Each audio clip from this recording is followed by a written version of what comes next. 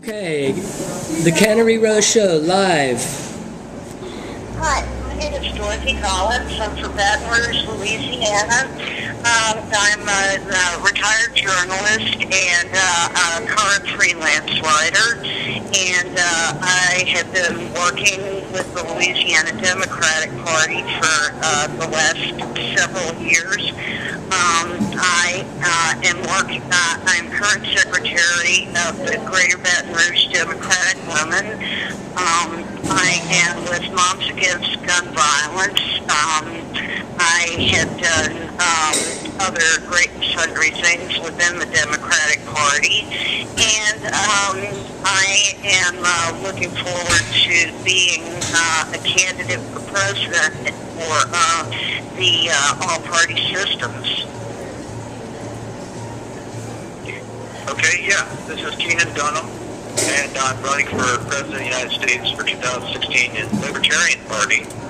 And so my background in politics, I was campaigning for Dennis Kucinich for president when I was a Democrat back in 2004. And I really got disillusioned starting in 2008 and up until 2012 with the Democratic Party. And in 2012, I joined the Libertarian Party and also decided I wanted to run for president. I started coming up with plans, which I've been working on before then, about new industries that we need to work on in the United States. And I want to bring as many new industries up as we can, and also work on all my other issues as an activist at all times. So running for president is part of my plan, but I want to seek my goals as an activist at all times, and seek the goals, the actual issues, not just, present my own face or present myself. I'm presenting issues, and my website is dennis2016.com. And my name is James Ogle. I am 56 years old. I'm currently registered with the Republican Party, and I want to promote a unity psychology through this ultra-conservative voting system where few votes get wasted and liberally thrown away. It's known as pure proportional representation. And I also want to promote paper ballots, cast and kept as proof. And I am united with Greg Conlon, who recently ran for California treasurer as a Republican. He is also for paper ballots and for unity. And we started this U.S. Parliament operation in 1995 and had been going every year for 19 consecutive years. So now we're very pleased to be connected with these other presidential candidates, including Dorothy Collins and Keenan Dunham. And hopefully with our experience from previous elections, I did run in 2012 as a Libertarian, and I won the Missouri primary with 52.7%, running on a unity with Roseanne Barr with the Green Party. So that's what we're about, and this meeting is about just talking with each other and planning and helping each other and trying to grow. And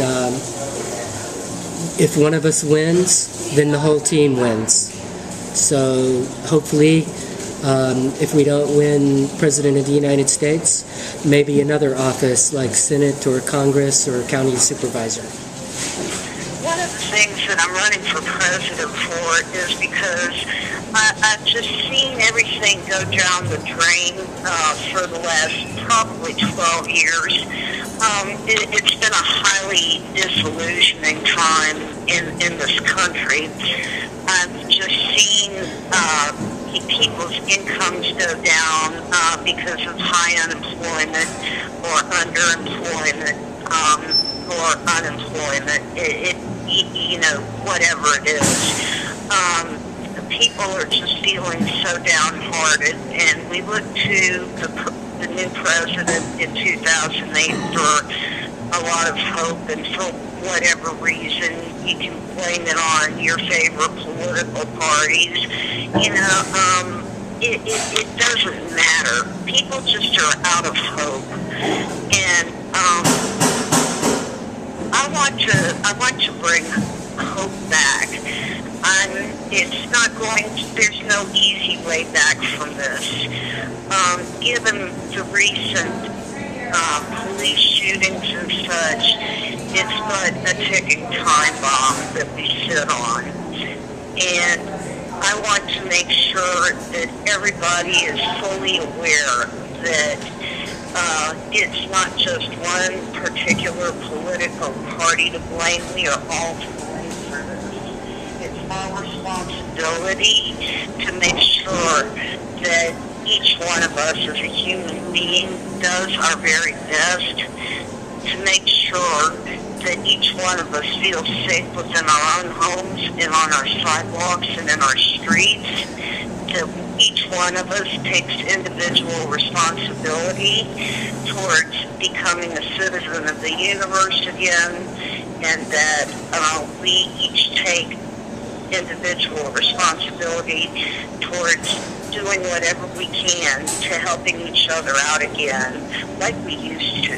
I have a 4-point plan for my presidency based on new technologies, and I think if we bring about the green energy industry and the hemp and marijuana industries to come to full legalization and full ability to cut all the red tape involved, that will increase the economy and bring health and energy to better priority for the United States.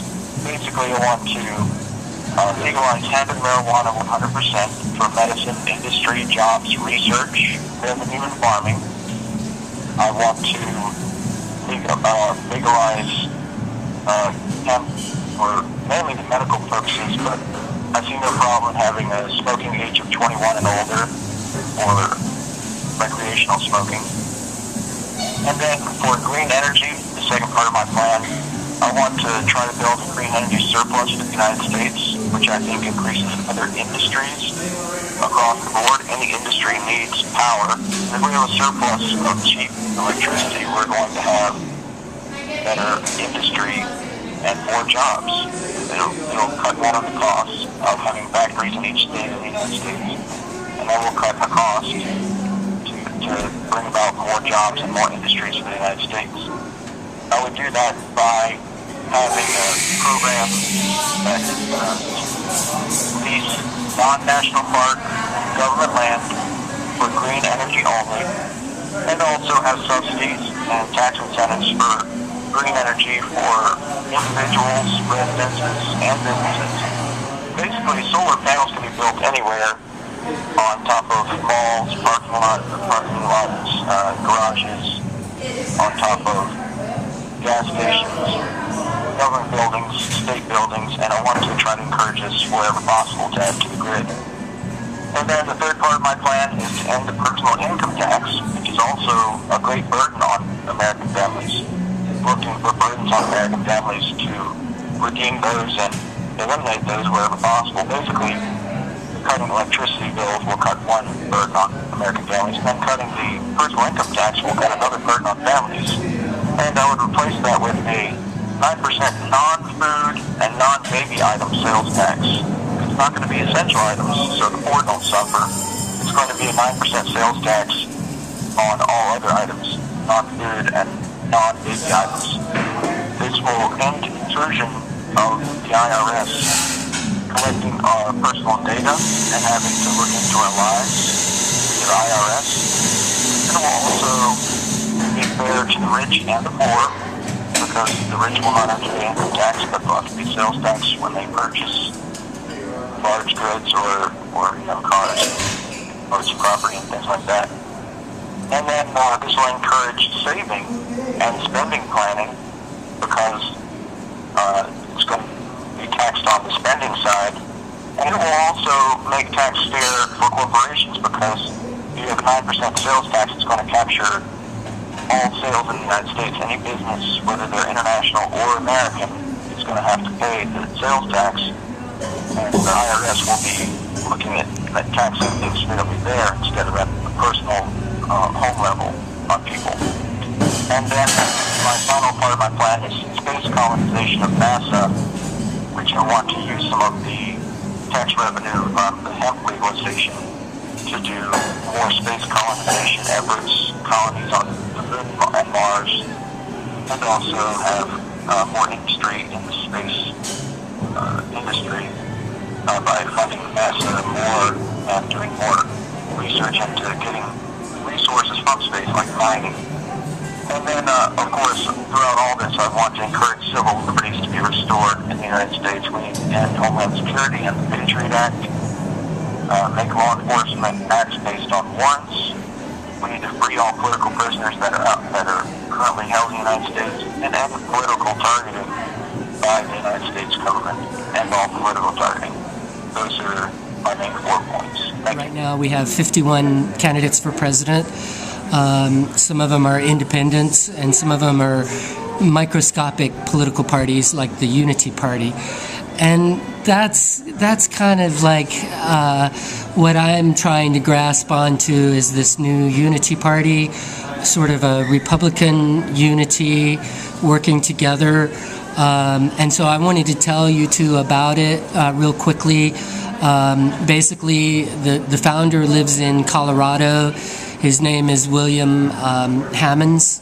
He got the Unity Party ballot qualified in Colorado, and he's running for U.S. Senate next year. So I want to try to be able to, support his campaign, and he elected me as chairman of the California Unity Party. And he knows I'm a registered Republican, and he knows that I'm trying to bring all parties together on our board of directors. We have a virtual Unity Party board of directors meeting room with 15 seats, and we've only had one other nominee, or besides myself, Jim Doyle. He's also a Republican.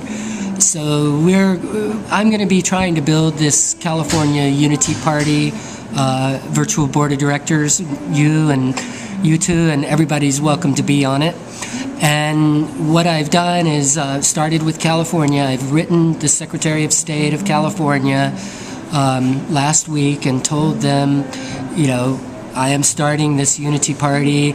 I want them to contact every county election department in the state of California, all 58 counties, and to do research and find out how many registered voters are with the Unity Party, and to also count all new voters who register with the Unity Party in every county. And that's the typical procedure for California.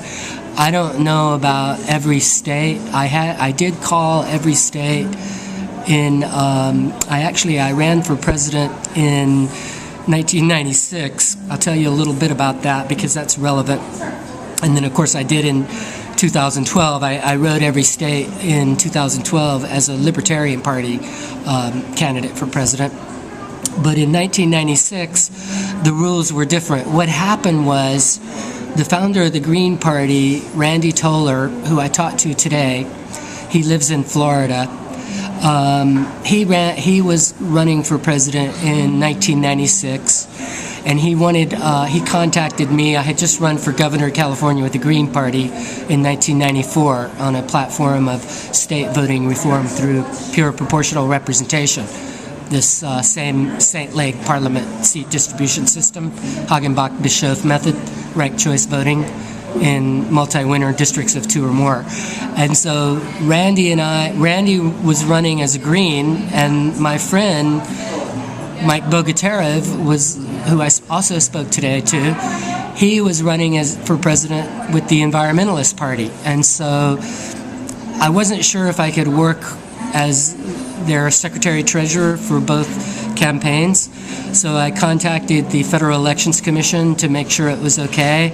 And they said it was okay. There was precedent, a previous advisory opinion that there were secretary-treasurers of certain political PACs who regularly transferred money back and forth between Democratic and Republican presidential candidates.